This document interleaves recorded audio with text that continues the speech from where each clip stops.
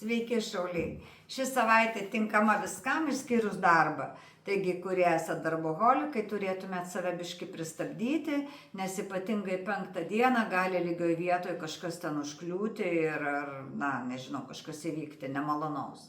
Taigi, 4, 5, 6 diena šią savaitę bus tokia, nepalanki darbui, darbe ir nepergyvenkite tie, kurie, pavyzdžiui, dirbate gal su žmonėm ir priklausote nuo žmogaus srauto, tai tikrai nesistebėkite, jeigu tom dienom nebus jums užsakymų ar kažkokio tai poreikio jūsų paslaugų. Dabar taip pat nėra palanku žmonėm, kurie mokosi, nes mokslo linija yra nelabai palanki.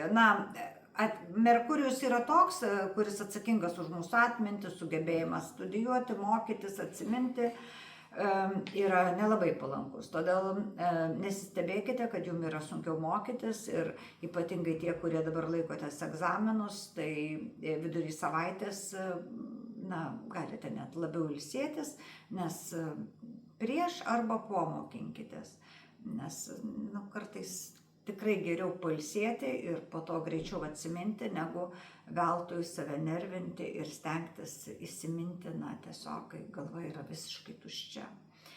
Tai tie dalykai. Taip pat prekybininkam gali mažiau sekstis ir tie, kurie dirbate savo, kurie prekiaujate kažkuo, tai irgi galite neturėti klientų. Taigi, kurie turit galimybę šauliai, galite pailsėti, labai palanku pailsėti, pasiimti savo pertrauką kelias dienas, ypatingai 4, 5, 6 dienomis, o kitą savaitę atsigausite. Taigi, dar kartą pabrėžiu, kad reikia dirbti tada, kai dirbasi, o kai nesidirba, ilsėtis.